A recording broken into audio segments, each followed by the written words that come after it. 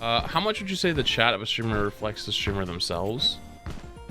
I don't know if I'd say the word reflect, but I think like, I think once you get to a certain size, like 10,000 people, it's a little bit harder to like individually curate people based on like, you know, who they are, just because like they won't really reveal themselves to be bad people.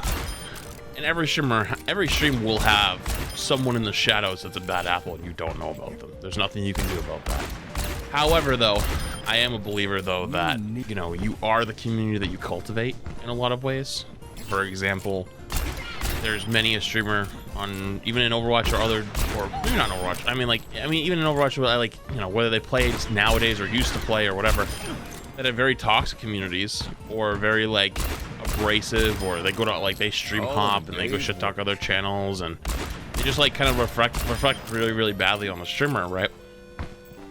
But there's also people that have really took a lot of time and make sure that their community is a safe place for a lot of people, and are very vocal about it. Like, for example, I mean, even like 45 minutes ago when that dude came in and was like, I got banned from your Discord for saying straight pride. Yeah, no, you know why I stopped my intro and unmuted to absolutely eviscerate that dude? It's not because I don't only disagree with it, which is obviously the case, but it's because I need to set the precedent that that shit ain't gonna fucking fly here. It's not, oh, just his mods didn't like it. He doesn't actually care. No, I care too. Like, dude, that is literally what we all want. We're all in a fucking agreement, bro. And that's kind of like the point, right? So like, if that shit happens in my community and I don't say anything about it ever, and I just like, you know, like quietly gets moderated or like quietly gets hushed, you know, there's a lot of people who notice, right? Especially like those people that are here, right? Like if you're somebody that's here and you are LGBTQT and you notice that, you know, yeah, they get like muted or timed out or whatever, but it's like, you know, if they just say one random troll comment and they get banned, whatever happens, right? Like it's just someone clearly trolling. But if it's like, you know, it's a very common theme, you kind of start to like look around and be like, all right, well, there seems to be a lot of them here. And it seems like, you know, like no one's really saying anything. And it's like, yeah, they get timed out or banned for it, but it's like, you know, something's a little odd. You know what I mean? And it's like you don't feel as safe as you could be. So it's like being more open about it and be like, nah, bro, that ain't gonna happen. That's not, you know, and like kind of like telling people like, hey, you know what? That's just not acceptable behavior, and it's not gonna be tolerated here. You know, I think it's important. So does it reflect the streamer? In some ways, yes. But I think at certain points it's a little bit tough, because even in my community, I know, even for like Emong, I know it's tough. Like if I message Emong and it's like, hey, you want to play? Like people will go spam his chat, like, oh, Flats message you, go message him back, dude. If those people spammed me in the real time, I would fucking yell at them. I would scream. I'd be like, dude, what the fuck are you going on about? Shut your fucking mouth. You know? No payment required. I don't have much control over that. You know what I mean? Just. So I would say like, yes, but there is a small catch. Having good mods is important of having good attitudes as a streamer and play an equal part in shaping up the community. That's definitely pretty true. That is definitely pretty true. I struggled for a long time with having consistent mods. Like my mods weren't like bad people. I mean, like, even a lot of my former mods that are still like here or like pop their head in every once in a while, they weren't bad people. It's just like they just couldn't be here that often. Or modding is tough, you know. They sometimes just didn't want to time people out because they thought it was, you know, thought it was mean, and they didn't know, like, you know, they didn't want to overstep. And I was like, nah, you gotta have the confidence, you know, you have to have the confidence to know that, like, hey, like, you know, that's a kick to the curb, and don't look back. And if you do overstep, then we'll talk about it, and we'll be like, hey, maybe we shouldn't have done that. Like, maybe next time we just time them out, or I actually think that would have been fine. Just leave it, you know, and just like bingo. Asking sometimes is like the best thing.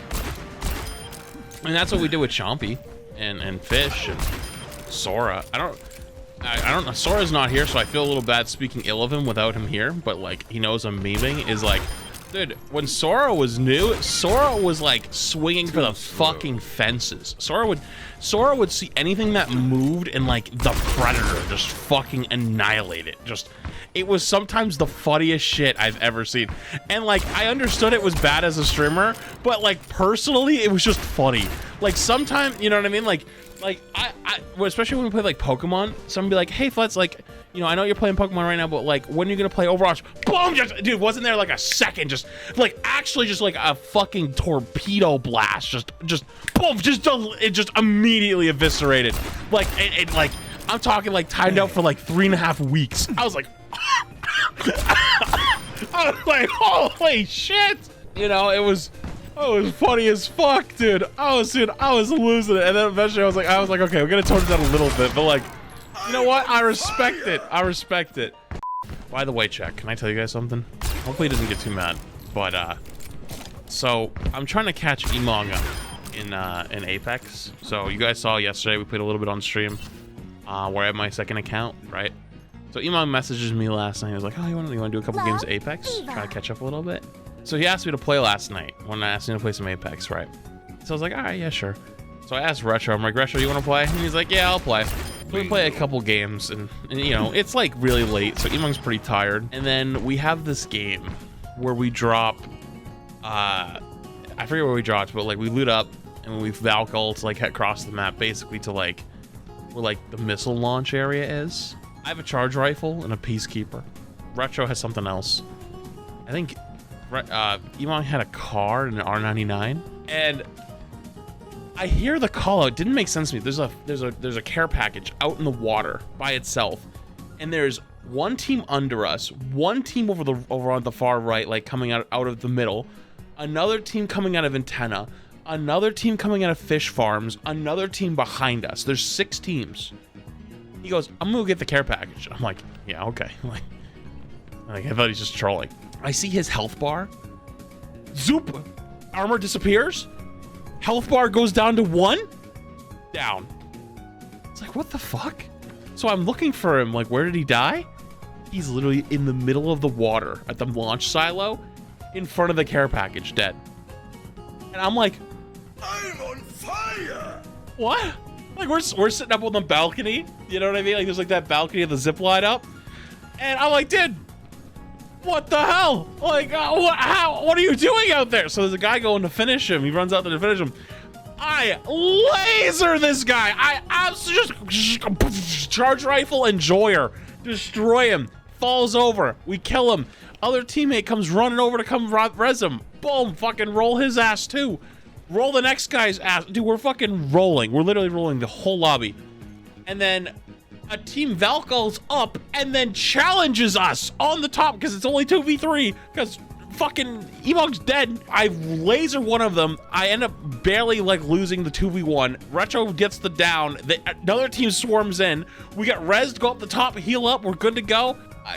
A team was in front of us fighting. They were finishing the fight. I was like, oh, easy clap. Shot this dude at point blank when he was going up to a box. I was like, oh, he's armor swapping. Clink.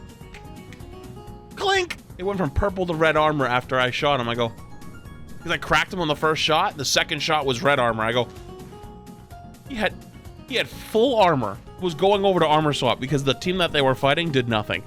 So we die. And then the end card pops up. Emong had 0 damage. 0. We were like top 5. 0. I'm like, how did you even do that? He's like, I didn't have any guns. I go, I don't care. I literally don't care. Like, how did... That's fucking bullshit. And he was just like, listen, man, I'm just tired. Like, I'm just tired, man. Dude, I was in literal shock. I was like, dude, I don't even know what to say, man. Like, the care package was already an interesting decision. You didn't even shoot him? The guy who shot you, you didn't even shoot back? He's like, nope. Didn't do anything. Yeah, Retro's fucking climbing too. You know what? I'm the international boosting service. Although Retro was doing actually pulling his own weight, but that's not the point. Actually, nah, hang on, hold on. Let's talk about Retro really quick. Oh, Retro, no, dude, nah. We are top 3. We are top fucking 3. There's us, who's in a really bad spot. We don't have much loot because we rezzed Emong. Oh, by the way, he died. So we rezzed Emong and then Valk ulted, and we went to take the top of a rock. There was already a team up there, so we lost the fight and had to drop. Emong goes down, Retro goes down. I save both of them. 1v3. Boom, boom, boom. Ow, dude, I'm the fucking Wild West wingman Andy, literally tapping these people on the top of the rock, like get back, get back. You know, and they back off. And so the other team starts fighting. So I bubble and I res both of them. By the way, Retro earlier found a Kraber. He found a literal fucking Kraber. He took the Kraber out of the care package. This dude is shooting the Kraber up at these people on the top of the rock. By the way, we're playing Valk, Jibby, and Seer. And this dude, Retro, says, hit for 145, 145. He screams it and then runs it and flies up the rock. 1v3. And I go, Retro, don't. It's not a good. We can't get up there. We can't help you. It's not a good idea. He gets up there. His health bar goes, just disappears, just gone, just poof. And I hear, uh-oh, I need help. I need help. I need help. I need help. I'm like, I'm sitting there with a wingman going like this, just like peepers, trying to look up the hill. This dude eviscerated, disappeared, gone. I already Jimmy ulted. I'm like, dude, I got nothing left, man. And so he dies. And I'm like, okay. I'm not really sure if pushing with a Kraber 1v3 was the greatest idea. That's fine. So then they push down the hill and we get sandwiched by the two teams. Oh, well. I'm like, yeah, no, it happens, Retro, but I don't know if pushing them 1v3 with a Kraber is the best idea. And he was like, yeah, I got the hit, and you know, I just wanted to push it. I was like, yeah. He's like, I only saw one of them, and I was like, yeah, but there's a big rock. They were still hiding on the other side. And then he goes, I was like, we have a Kraber. We probably don't want to run at them. And he goes, yeah, but I had no bullets left. Like I had no bullets left from the Kraber.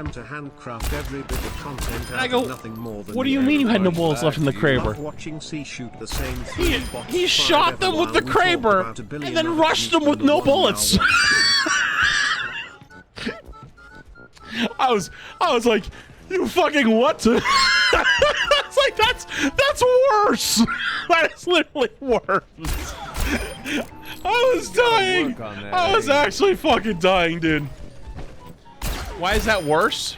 Because at least if you're trying to be a Giga Chad and you just smack someone with the Kraber and you're rushing them, you at least have another Kraber shot before you swap to your secondary, you know, and you have a good chance to like one-tap them at close range. He didn't have any bullets left.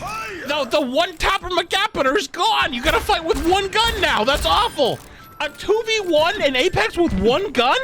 Okay, let me explain to you how a 2v1 happens in Apex. You pull out your R9, right? One clip, boom, just fucking, his HP just goes, just hits the floor, right? What happens? Then you have to reload. That's not what you do. You swap to your second gun, and then you fucking one-tapper McGapper with the second gun, you know? That's why you can punch. Listen, I'm gonna just be real with it. If you're trying to punch people in endgame when everyone's got red armor and positioning, there is no hope for you. Zero.